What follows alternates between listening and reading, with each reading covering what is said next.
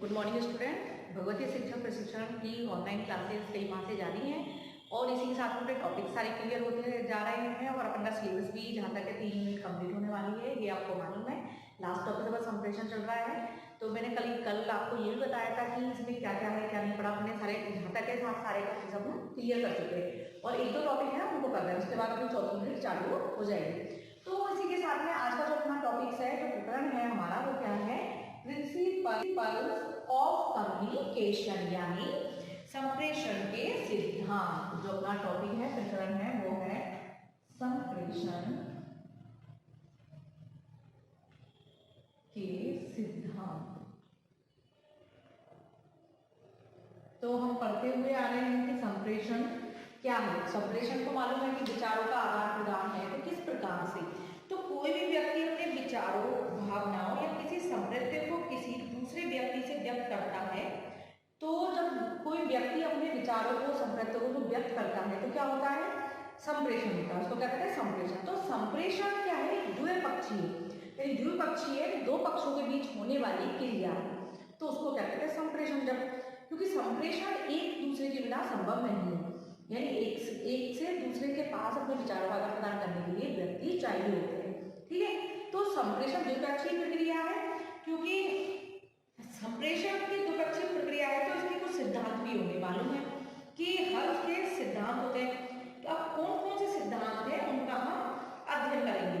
क्योंकि संप्रेषण क्या होता है, सूचनाओं को समापित करना इसमें होता है, बोधगम्यता होती है, समझ में आने वाला जो भाषा है वो अच्छी होनी चाहिए, सारी चीज हमने पढ़ी थी।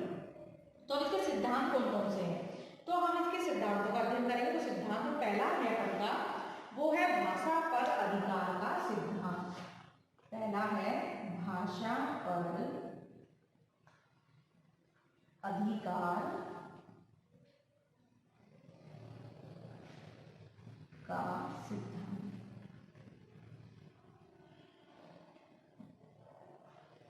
तो भाषा पर अधिकार मतलब संप्रेषण प्रक्रिया है, तो संप्रेषण में अपने भावों को, विचारों को एक दूसरे तक पहुंचाना है। तो भाषा ऐसी हो कि एक व्यक्ति के विचार दूसरे व्यक्ति को समझ में आ जाए। भाषा ऐसी होनी चाहिए जो सरल होनी चाहिए, बहुत गंभीर होनी चाहिए, समझ में, जो व्यक्ति समझना चाहता है उसको समझ में आ जाए, ऐसी भाषा होनी चाहिए।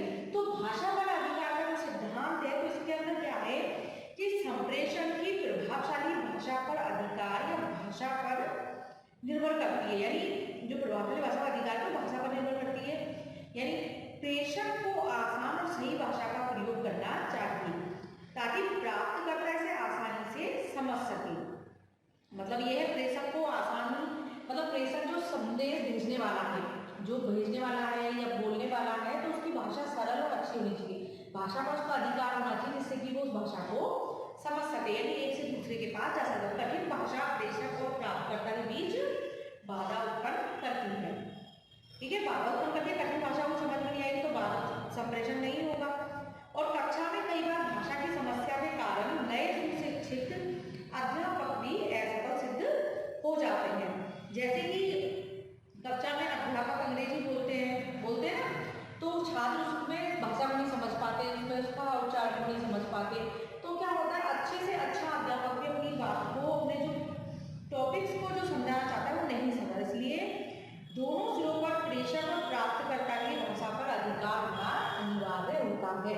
यानी भाषा में प्रेषक की भाषा ऐसी हो जो प्राप्तकर्ता उस भाषा को अच्छे से समझ सके, तो इसलिए भाषा पर अधिकार का होना जरूरी है।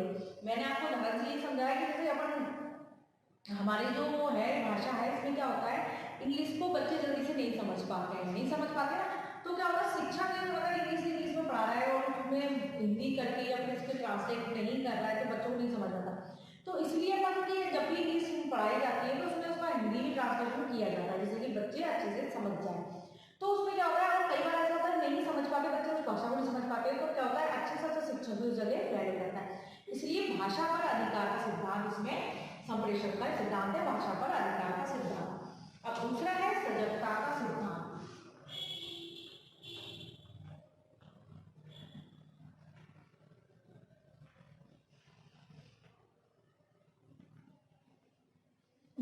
अब सजगता क्या होती है, मतलब एक प्रेषक और प्राप्तकर्ता दोनों इसमें सजग होने चाहिए। मतलब यही है कि जो संप्रेषणकर्ता और संप्रेषण ग्रहण करने वाला व्यक्ति संप्रेषण क्रिया के समय सजग रहते हैं।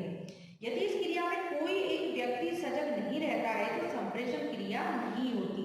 यानी संप्रेषण ग्रहण करने वाला और संप्रेषण देने वाला, यानी कम्युनिकेटर, एक्टिवनेस एंड रिसीवर, ये तीनों चीज इसके अंदर काम करती है सजगता में। यानी जो संप्रेषण करता है, संप्रेषण यानी बोलने वाला है, और जो सुनने वाला है, और उनके बीच में जो माध्यम है यानी एक्टिव सजगता दोनों के बीच मध्य होगी, तभी जाके इसका अधिकार काम करेगा और संप्रेषण प्रक्रिया वहां अच्छी होगी। इसलिए दोनों पक्ष यानी संप्रेषण करता और संप्रेषण प्राप्त करता दोनों में क्या हो सजगता होनी चाहिए। इसी प्रकार से जो अपना तीसरा है वो है योग्यता का सिद्धांत। योग्यता का सिद्धांत।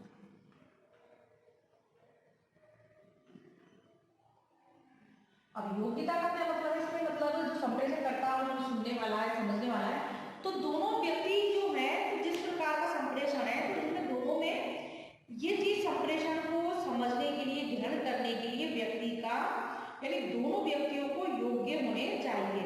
यदि कोई अध्यापक अपने विषय में योग्यता नहीं रखता तो वह कक्षा में संप्रेषण करते समय उचित भूमिका नहीं निभा सकता। कभी कभी संप्रेषण करता तो योग्य होता है परंतु संप्रेषण ग्रहण करने वाला योग्य नहीं होता है ना, तो भी संप्रेषण क्रिया पूरी नहीं हो सकती। अतः संप्रेषण करता है तो संप्रेषण ग्रहण करने वाला दोनों ही योग्य और उचित होने चाहिए। अंत्य क्रिया से संबंधित आवश्यक योग्यता रखने वाले होने चाहिए। मतलब इसका यही है कि अगर कोई अध्यापक विषय में योग्यता नहीं रखता, ठीक है, और ये चीज एक पे अध्यापक पे डिपेंड होती है, विद्यार्थियों होती है। अगर शिक्षक जो चीज समझाना चाहता है और जिस लेवल से वो पढ़ाना चाहता है, जिस कक्षा का अध्यापक है, तो उसको और बिना योग्य विद्यार्थी बढ़ा वो भी नहीं समझ पाएंगे। तो इसलिए अध्यापक को समझने वाले विद्यार्थी चाहिए और विद्यार्थी अध्यापक को भी ऐसे चाहिए कि अध्यापक भी अपने सब्जेक्ट को समझा सके, उसमें भी योग्यता होनी चाहिए विद्यार्थियों के अनुसार। यानी दोनों में योग्यता का सिद्धांत काम करता है और योग्यता दोनों होनी चाहिए, दोनों पक्ष योग्य होने चाहिए। अगला जो अपना है वो है अपना सहभागिता का सिद्धांत।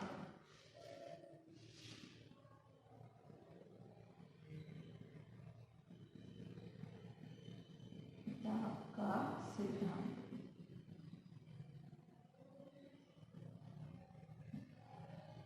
सहभागिता यानी दोनों का सहयोग, यानी संप्रेषण करता और संप्रेषण प्राप्त करता दोनों के अंदर सहभागिता का होना जरूरी है। क्योंकि संप्रेषण अभी मैंने आपको बताया था कि संप्रेषण द्विपक्षीय क्या है, दो पक्षों के बीच चलने वाली प्रक्रिया है। अतः संप्रेषण करता और ग्रहण करने वाले दोनों के मध्य सहभागिता होनी चाहिए जिससे संप्रेषण क्रिया पूरी की जा सके। जैसे कि कक्षा में अध्यापक और शिक्षार्थी दोनों की सहभागिता होगी तो संप्रेषण प्रभावशाली होगा या नहीं होगा। यानी विद्यार्थी और शिक्षार्थी यानी अध्यापक और शिक्षार्थी के दोनों के मध्य सहभागिता होनी चाहिए। मतलब जैसे कि मैं आपको कुछ बोल रही हूँ और पूछ रही हूँ तो आप और उस चीज का जवाब नहीं देंगे, मुझे नहीं बताएंगे, तो मुझे कैसे बताएंगे? संप्रेषण प्रक्रिया नहीं होगी, वो एक तरफा हो रही है। संप्रेषण जो प्रक्रिया है वो दो पक्ष में चल रही है। अगर एक पक्ष नहीं है और एक पक्ष ये नहीं हो सकती कि दो पक्षीय होगी तभी संप्रेषण प्रक्रिया पूरी होगी। तो इसलिए सहभागिता का सिद्धांत भी इसमें काम करता है और सहभागिता जरूरी होती है। अब अपना अगला है वो है सिद्धांत है उपयुक्त दृष्टिकोण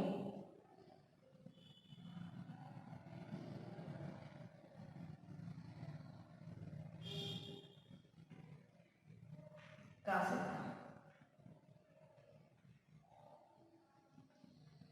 अब उपयुक्त दृष्टिकोण वही है, अपने सारे टॉपिक्स जो चल रहे हैं कि मतलब उपयुक्त दृष्टिकोण सुनने वाला प्राप्त करने वाला दोनों का दृष्टिकोण सही होना चाहिए। मतलब यही है कि जो उपयुक्त और सही दृष्टिकोण का प्रदर्शन करने वाला होना चाहिए, सुनने वाला भी प्राप्त करने वाला भी। तो उसे समस्या समाधान परिस्थिति में संप्रेषण प्रक्रिया की शुरुआत करनी चाहिए। सहायक दृष्टिकोण संप्रेषण को और अधिक प्रभावशाली बनाता है। यानी विशेषकर कक्षा में, यानी अगर विद्यार्थी अध्यापक को समझेंगे तो उपयुक्त दृष्टिकोण मतलब ये है कि विद्यार्थी भी समझने वाला हो और अध्यापक भी विद्यार्थियों समझने वाला हो इसमें कक्षा में। तो मतलब दृष्टिकोण अच्छा हो, उपयुक्त हो। जहां अपन संप्रेषण कर रहे हैं वहां अपना दृष्टिकोण अच्छा होगा तो संप्रेषण प्रक्रिया भी अच्छी होगी। और वही हमारा दृष्टिकोण अगर सही नहीं है, वातावरण के अनुकूल नहीं है, विद्यार्थी के अनुकूल नहीं है, तो क्या होगा, संप्रेषण प्रक्रिया नहीं होगी। तो ये सिद्धांत इसमें इसलिए आवश्यक है क्योंकि दृष्टिकोण वह है, क्योंकि एक दूसरे को समझने के लिए, एक दूसरे के विचारों को समझने के लिए उपयुक्त दृष्टिकोण का होना जरूरी होता है। मतलब आज यही है कि हम कभी आपस में सभी बात करते हैं तो क्या होता है, एक विद्यार्थी कई तरह के होते हैं, तो एक विद्यार्थी सुनना चाहता है, जैसे तुम सारे दोस्त बात करते हो तो कई दोस्तों में ये होता है कि कोई तो तुम्हें सुनना पसंद करता है, कोई बिल्कुल पसंद नहीं करता है, कोई एंटी पार्टी का भी होता है ना, ये विरोधी है, ये मेरे इस तरह, तो दोस्त में ऐसा हो जाता है। तो कोई तो तुम्हें पसंद करता है, कोई विचारों पसंद करता है, कोई बिल्कुल नहीं करता है। और जो पसंद करता है वो तुम्हें बहुत अच्छे से सुनेगा और चीज का जवाब भी देगा, और जो नहीं करता है तो कोई विचारों को समझेगा ना ही वो जवाब देगा। तो इसलिए उपयुक्त दृष्टिकोण का होना इसमें आवश्यक है। अगला है वो है स्पष्टता का सिद्धांत।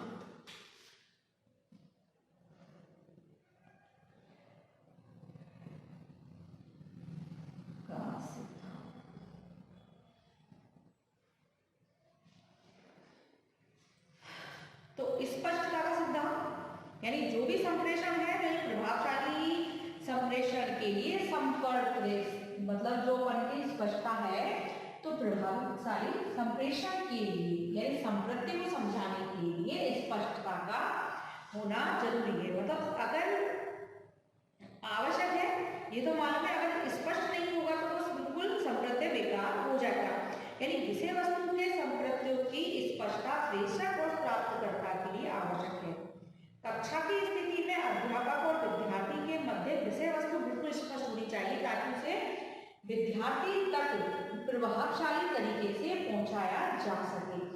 इस प्रकार से जैसे कि हम आप तक कोई सूचना पहुंचाना चाहते हैं, कोई चीज बताना चाहते हैं, तो वो अगर स्पष्ट नहीं होगी या फिर उसकी जो लिखने का तरीका है वो बच्चों को समझ में ना आए, जिस अपन का समझने का तरीका बच्चों को नहीं आए, और कोई चीज़ अपन जैसे कभी कभी कॉल करते हैं, फोन पे बात करते हैं, समझाते हैं कि आपको ये काम है, ये आपको करना है, और बच्चों अपन जैसे बोल रहे हैं लाइन इसमें डिस्कनेक्ट हो रही हो या फिर नेटवर्क प्रॉब्लम हो रही हो तो अपन की आवाज़ नहीं आती, तो कहते हैं संप्रेषण नहीं हो जाता है और वो चीज़ नहीं थी। तो इसलिए कहते हैं जो भी कार्य है वो अगर विद्यार्थी विषय वस्तु संबंधी हम कोई चीज़ समझा रहे हैं तो वो चीज़ स्पष्ट होनी चाहिए, जो बच्चों को समझ में आता है, तो उससे क्या प्रभाव, शिक्षण भी प्रभावशाली होगा, और जो स्पष्टता होगी तो वो प्रभावशाली अपने आप ही बन जाएगा जो भी चीज समझाना चाहते हैं।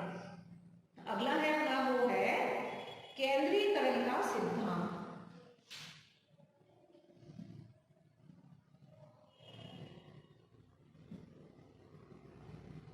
केंद्रीकरण का सिद्धांत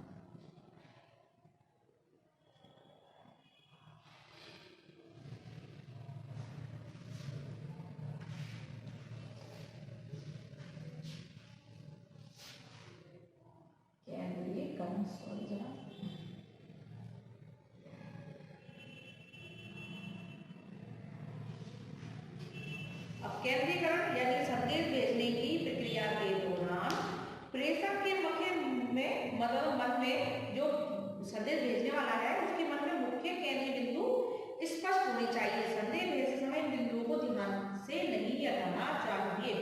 जो भेजे संदेश भेज रहा है, जैसे भेजने वाला है तो उसके जो टॉपिक्स है वो क्लियर होने चाहिए, केंद्र बिंदु का ध्यान रखना चाहिए और टॉपिक से नहीं हटना चाहिए, जो टॉपिक है उस तक ही रहना चाहिए। इसलिए केंद्रीकरण जरूरी है।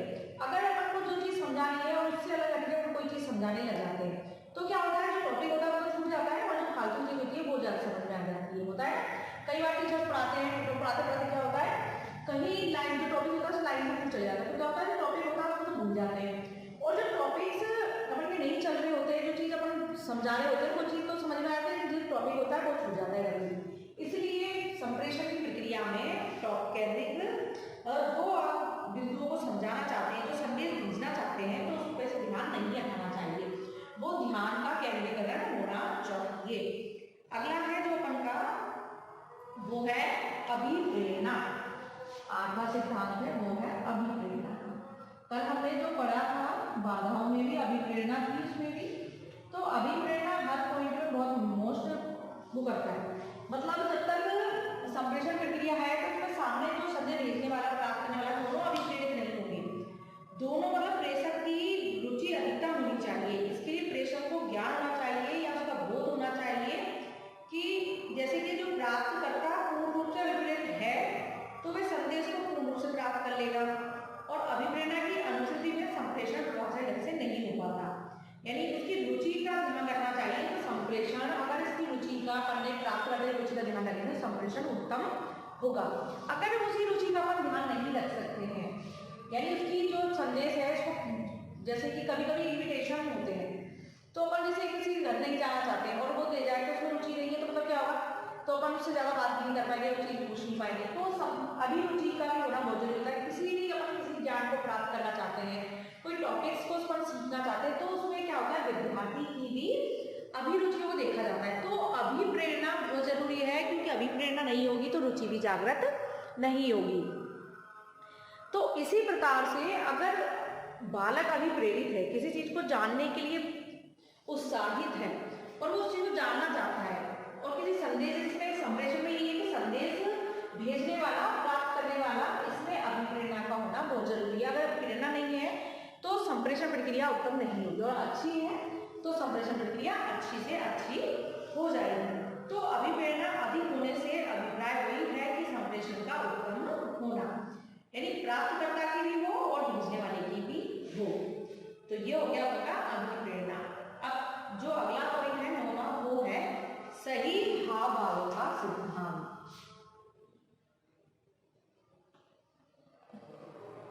हाव भावों का सिद्धांत।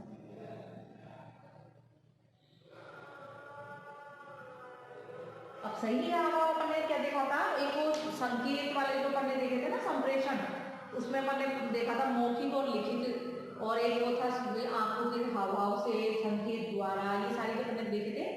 तो मुद्राओं द्वारा वो वाला ये सही हाव भाव। जैसे कि कई बार देखते हैं कि इंसान समझाना कुछ चाहता है और आगे समझ में कुछ और आ जाता है। जैसे कि आजकल सही हाव भाव भी संप्रेषण में बहुत महत्वपूर्ण भूमिका अदा करते हैं। सही हाव भाव संप्रेषण भाषा को प्रभावशाली बनाते हैं। जो संदेश भेजने वाला होता है अशाब्दिक भाषा का प्रयोग भी करना चाहिए। कई बार अशाब्दिक भाषा अधिक प्रभावशाली सिद्ध होती है, मतलब बिना बोले कोई आपको समझ जाए।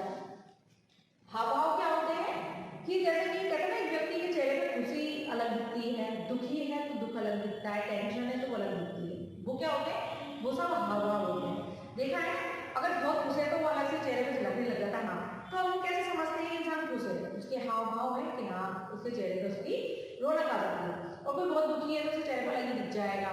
किसी को परेशानी है, जैसे किसी के पेट में दर्द हो रहा है तो चेहरे पे आ जाएगा, और कोई नौटंकी कर रहा होगा तो उसके हाव भाव अलग होंगे, दोनों के अलग होते हैं। तो इसमें सिद्धांत जो है संप्रेषण का, उसमें हाव भाव का भी बहुत महत्व होता है, क्योंकि ना हाव भाव सही है तो जो अपन भेजना चाहते हैं, संदेश आगे समझना चाहता है तो वो हाव भाव से समझ जाएगा, और अगर सही नहीं होगी तो हाव भाव मदद से समझ नहीं पाएगा।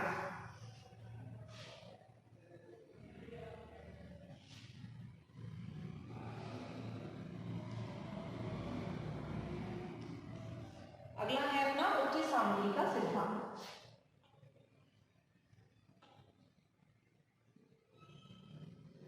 सामग्री का सिद्धांत मतलब संप्रेषण प्रक्रिया में सामग्री का उचित सही होना चाहिए। जो जो सामग्री संप्रेषण प्रक्रिया में काम है उन्हीं सामग्री का प्रयोग करें, और ये मालूम होना चाहिए कि कौन सी सामग्री संप्रेषण में काम आएगी, कौन सी नहीं आएगी। तो संप्रेषणकर्ता को अच्छी सामग्री ध्यान रखना चाहिए। तो आपको मालूम जैसे कि अध्यापक योग्य है और उसमें संप्रेषण के लिए आवश्यक कौशल भी है, परंतु संप्रेषण किया जा रहा है उसमें सामग्री शिक्षण अधिगम अनुभव की कमी है, तो संप्रेषण का उद्देश्य ही समाप्त हो जाता है। अतः सामग्री के औचित्य की ओर ध्यान अवश्य ही दिया जाना चाहिए। ठीक है, तो जो सामग्री है वो परिस्थिति से मेल खाती हो, विद्यार्थी के स्तर से, उद्देश्यों से, क्षमताओं से, संप्रेषण कौशल को ध्यान में रखते हुए ही सामग्रियों का प्रयोग करना चाहिए। और ये सामग्री के संप्रेषण में कौन सी आएगी, मतलब विद्यार्थी है तो उनकी योग्यता कौन सी है, क्षमता कौन सी है, उनकी आयु का स्तर क्या है, परस्पर संबंधित है उन्हीं चीजों की सामग्री का सिद्धांत का प्रयोग करा जाए, जिससे कि बालक उस चीज में विद्यार्थी उसमें रुचि ले और संप्रेषण प्रक्रिया अच्छी हो और संप्रेषण प्रभावशाली बन सके, से उचित सामग्रियों का प्रयोग करना चाहिए।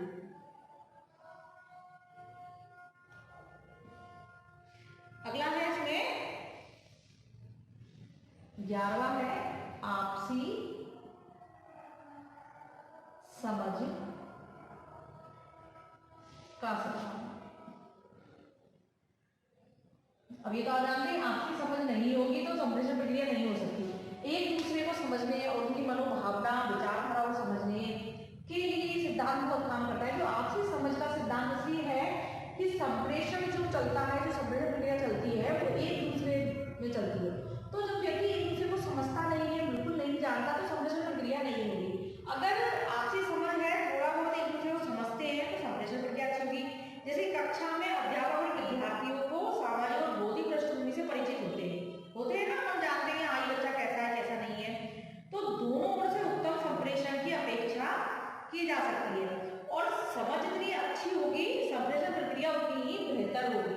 यानी विद्यार्थी और शिक्षक में समझ का सिद्धांत का आपकी समझ इतनी अच्छी होती है, मतलब अगर एक अध्यापक ने एक हफ्ते भी अगर विद्यार्थियों की क्लास ली होगी, लेते हैं, तो विद्यार्थी शिक्षक को समझने जाते हैं और शिक्षक विद्यार्थी के मानसिक सामाजिक बौद्धिक स्तर को भी समझ जाते हैं, है ना। तो फिर क्या होता है, दोनों में आपकी समझ होती है, संप्रेषण प्रक्रिया अच्छी होती है, उनका अध्यापन आगे भी बहुत अच्छा होता है। इसलिए आपसी समझ का सिद्धांत जो है तो इसमें बच्चे को और विद्यार्थी दोनों के लिए ये बहुत उपयुक्त सिद्धांत है। ठीक है, अब अगला उनका जो है आमने सामने अंत्यक्रिया, यानी आमने सामने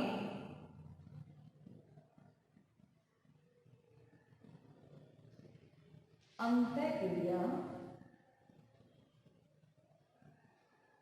का सिद्धांत। अब आमने सामने अगर कोई चीज सामने है तो अंतर्क्रिया कैसी होगी, अच्छी होगी। आमने सामने बातचीत चल रही है तो क्या है, जब चल रही है तो आमने सामने से हम कोई बात अपने प्रश्न पूछा और प्रश्न का चाहिए उत्तर दे दिया, तो हमें ये समझ में आ जाएगा कि हमारी जो आमने सामने की प्रक्रिया है वो कैसी है। मतलब कक्षा में अध्यापक विद्यार्थी बीच कितनी दूरी है कितनी नहीं है, ये चीज हम समझ जाएंगे। और ये चीज समझना और आमने सामने अंतर्क्रिया होना यही संप्रेषण की एक प्रक्रिया है।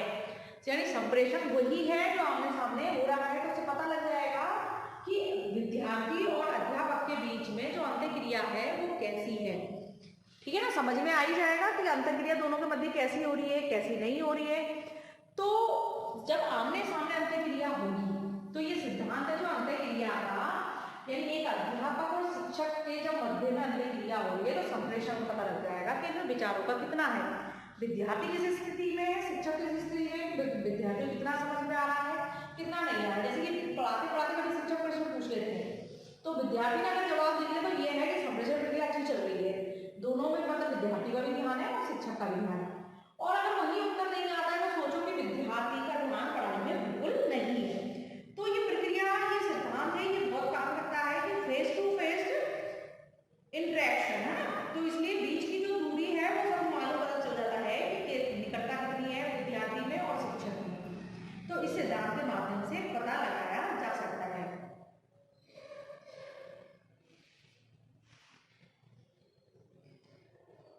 अगला है अपना प्रश्न पोषण का सिद्धांत। प्रश्न पोषण का सिद्धांत यानी फीडबैक का, समझ प्रक्रिया सफल हुई या नहीं हुई इसका पता करना, इससे प्रश्न पोषण के सिद्धांत में कि जो प्रक्रिया चल रही है वो कैसी है कैसी नहीं है। यानी संप्रेषण क्रिया में संप्रेषणकर्ता को संप्रेषण के बारे में ग्राहक से उचित प्रश्न पोषण प्राप्त होता रहे तो संप्रेषण अधिक प्रभावशाली रहेगा। जैसे कि कहानी कहने वाला व्यक्ति कहानी कहता है और सुनने वाला व्यक्ति रुचि और मतलब उसकी अरुचि होगी अनिच्छा होगी तो कहानी सुनता है तो आवाज होता है कि संप्रेषण का प्रभाव मंद है अथवा बिल्कुल नहीं है। यानी संप्रेषण की प्रभावशीलता में उचित प्रश्न पोषण का बहुत सक्रिय सहयोग रहता है। यानी संप्रेषण में सहयोग रहता है कि जैसे कहानी कहने वाला कहानी कह रहा है तो जो सुनने वाले हैं वो पता लग जाएगा कि कौन इंटरेस्ट ले रहा है, रुचि है, किसकी इच्छा है या नहीं है, यानी अरुचि और अनिच्छा का पता उसमें लग जाता है। तो उसमें क्या फीडबैक मिल जाता है, हैंड टू हैंड, है ना, मिलता है। और जैसे कि जरूरी नहीं है कहानी के माध्यम ले, अपन इसमें और कोई चीज भी ले सकते हैं कि फीडबैक आपको कैसे मिले। प्रश्न पूछा उत्तर नहीं आया तो मतलब क्या हो, संप्रेषण प्रक्रिया बेकार। अभी मैंने आपको उदाहरण से बताया। तो फीडबैक जो बहुत जरूरी है संप्रेषण प्रक्रिया में। अब अपन देख रहे हैं पॉइंट, उसमें है संप्रेषण माध्यमों का सिद्धांत। 14वां है संप्रेषण माध्यम का सिद्धांत। इसमें है संप्रेषण का माध्यम क्या है ना। तो संप्रेषण के माध्यम आपको मालूम कौन कौन से हो सकते हैं। मुंह से हो सकता है, संकेत से, हाव भाव से, आंखों से, और कई इलेक्ट्रिक से ले लो तो मोबाइल है, ये सारी चीज हो सकती है। दृश्य श्रव्य सामग्री हो सकती है, काफी चीज हो सकती है। तो संप्रेषण करता, संप्रेषण की जो जोड़ने वाली कड़ी होती है सुनने वाले की, प्राप्त करने वाले की, तो उसका माध्यम क्या है, यानी दो ध्रुवों के बीच विद्युत धारा को प्रभावित करने वाले जो कार्य विद्युत तार द्वारा किया जाता है, वही भूमिका संप्रेषण माध्यम द्वारा निभाई जाती है। संप्रेषण माध्यम जितना अधिक उपयुक्त और सशक्त होगा तो संप्रेषण उतना ही अच्छा रहेगा। इनको बीच में जोड़ने वाली कड़ी कैसी है, मजबूत है या नहीं है, माध्यम क्या है, यानी जो संप्रेषण कर्ता और प्रापक दोनों के बीच मध्य में क्या हो रहा है, क्या नहीं हो रहा, उसके पता लग जाता है। अब अपन का इसका जो लास्ट पॉइंट है वो है सहायक एवं बाधक तत्वों का सिद्धांत। सहायक एवं बाधक।